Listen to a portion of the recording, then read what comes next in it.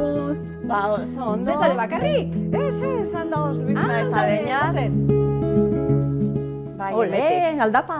Aldapa, bai, Beñaten aulkiaren txat. Ongi. Ba, holan prestatu genuen.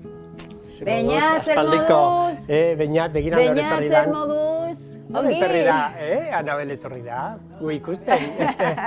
Bueno, familia, eskerrik asko, zuen etxean sartzen usteagatik. Bueno, ongi etorriak. Etorri gara pixka bat, Beñaten egoera edo pixka bat ezagutzera. Aipatzen da gaixotasun arraroa duela. Bai, Zer hori da da. gaixotasun arraro hori? Bueno, Beñateko 25 urte ditu, eta oraindik ez dauka izenik bere gaixotasunak. Ez dago diagnosi zehatz bat, non aipatzen dan, zer gertatu dan, eta ze ibilbide egin behar dan, edo ezer.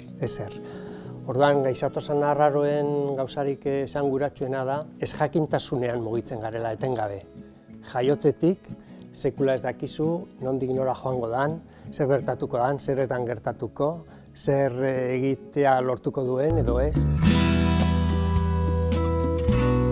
Egokitu zarete bizitza berri batera. Zuen bizitza hau da, Dandana. egokitutako bizitza da. Dandana. Guztiz.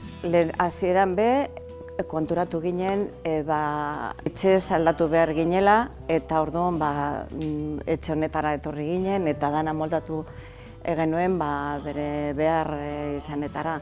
Bai, hori da gure egoera, beraz horrekin aurrera egin behar da, eta ahalik eta alba da behintzat irriparre batekin. Hori beti. Eta zuek hori beti eraman duzue, irriparra aurretik. Nor egon da zuen alboan egoera honetan, ez zarete zuek bakarrik egon, edo bai, edo hasiera batean bai? Hasiera baten, lagunak eta familia bai, baina bestela herri mailan nahiko bakarrik, baino ez genekien oso ondo, Beñat ez ezaguna zan herrian. Claro. Gu Beñatekin oso gutxi mugitu gara. Orduan, claro, orain dela 14 urte, 14 egitera doa, Derioko elkartea gure zeinak sortu zanean, batean, herri mailan beste ikusgarritasun bat izan genuen. Ez gu herriko beste batzuk bezala ginen, baina Beñat ezagunagoa izan zen, eta guk inoiz izan duguna izan da, zeine hitza da hemen inguru honetan erabiltzen den hitz bat, etxeko kutxunari esaten zaion modua da, etxeko zeine, Txori herrin eta Mungialdean be bai. Orduan, Beñat pasatu zen, etxeko zeine izatetik, herriko zeine izatera. Ze, behin ezagutza hori egin zanean, jende hurbiltzen, Beñat, ze moduz doa, zenbat handitu dan.